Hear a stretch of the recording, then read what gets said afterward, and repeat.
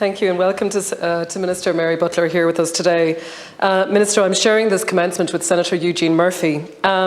We met with Annette, Kathy, Martina and also talked with Nora. These are all people, Minister, who work in Portiuncula University Hospital in Ballinasloe. These are people who were on the front line all during the pandemic.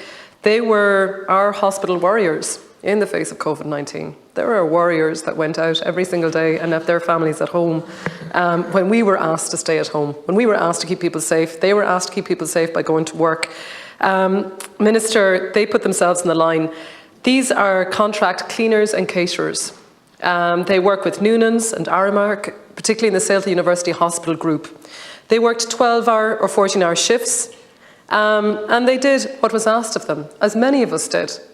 We came as a country together, Minister. We came together to fight this battle. The pandemic recognition payment is a recognition by the Irish government on behalf of the Irish people to staff who worked on the front line. And Minister, from my understanding, we've nearly an estimated 125,000 now people, HSE and Section 38 staff, that have now received this payment. And again, a payment totally in recognition of the work that was done. But a number of other categories of people remain, Minister. And I suppose our question here is, what are the categories that are left? What about the clarification of contract cleaners and caterers for the pandemic healthcare payment? Are cleaners and caterers part of this? And also, Minister, do we have an estimate of the remaining payments and timelines now that we have a new provider? What is that going to be? Minister, I really appreciate your time on this. We really need to have fair and equal treatment for people who worked so hard to keep everyone safe and to save lives. Members of my own family have worked in cleaning. I've worked in cleaning all through college. You've been involved in doing work. Minister, these people were on the front line for us. I want to thank both Senators Dolan and Murphy for raising this really important issue. In January of this year, to recognise the unique role and extraordinary efforts, the Government announced a pandemic recognition payment for frontline public sector healthcare workers.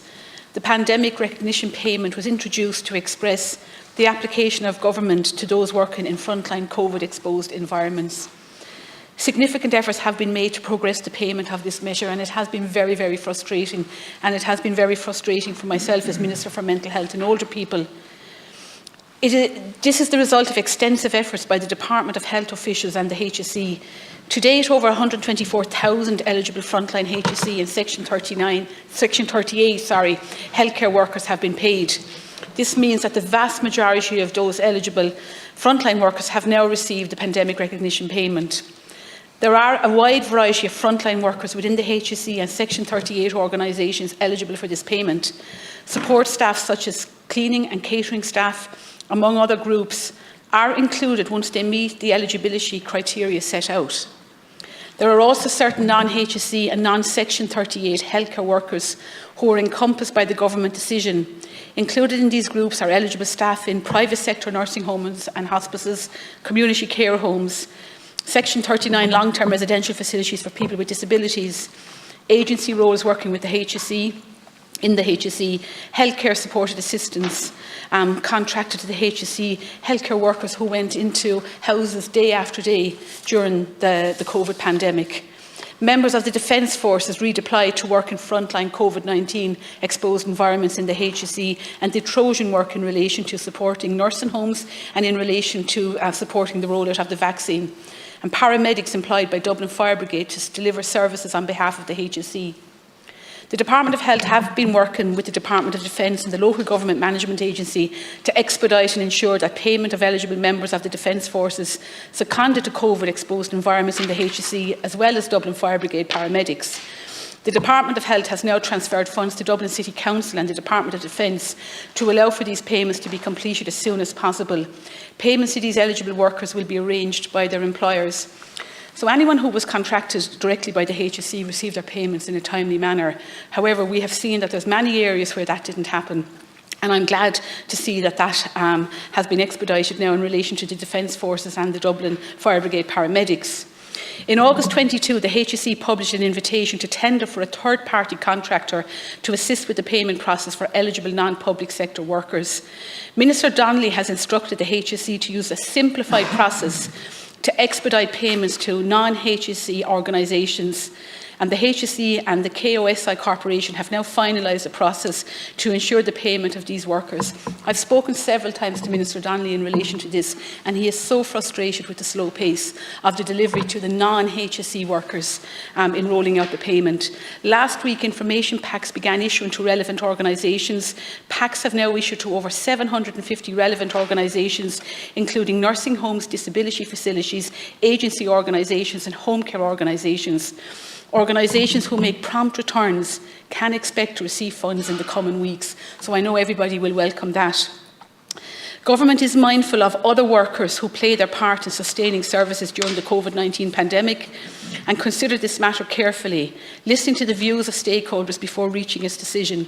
It was difficult to draw a line on this matter, but the Government based its decision on the risks which eligible frontline healthcare workers faced. And I do take on board the point you made, both senators, in relation to the contract cleaners and the caterers. But I just refer to the line again that says there are certain non-HSE and non-Section 38 healthcare workers who are encompassed by the Government decision. There are a wide variety of support staff such as cleaning and catering staff, amongst other groups, are included once they meet the eligibility criteria set out. Thank you very much indeed, Minister. Yeah, you can take each of you for a few sentences. Would that be okay? Thank you, Yeah, Cathaoirleach. Minister, I take it then that the contract cleaners and caterers are included in this from your explanation there, Minister. Would that be correct? Respond at the Okay, end, thank you. if that's okay. So I take it from the Minister's response there that the caterers and cleaners have been included in this. It just notes that packs have now been issued to 750 relevant organisations, including agency organisations. So the agencies that I'm concerned with here, particularly around the sale to the University Hospital Healthcare Group, which includes other hospitals as well as Portiuncula, is the Armagh Catering and Noonan Cleaning Services. And again, that would also include the security porters. Garmagas. So for clarity, the pandemic recognition payment is now in the final stages of its rollout and should begin reaching organisations very soon so that eligible staff can receive the payment as soon as possible. But the nub of the issue, and I'm going to reiterate it again, there are a wide variety of frontline workers within the HSE and Section 38 organisations eligible for this payment. Support staff such as cleaning and catering staff, amongst other groups, are included once they meet the eligibility criteria set out. And these also include private sector nursing homes and hospices, Section 39 long-term residential facilities for people with disability, agency roles within the HSE, healthcare supported assistance, members of the Defence Forces and paramedics employed by Dublin Fire Brigade.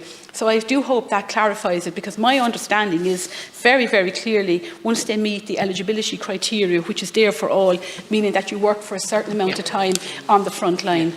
So hopefully that payment will issue very, very soon. Thank you very much.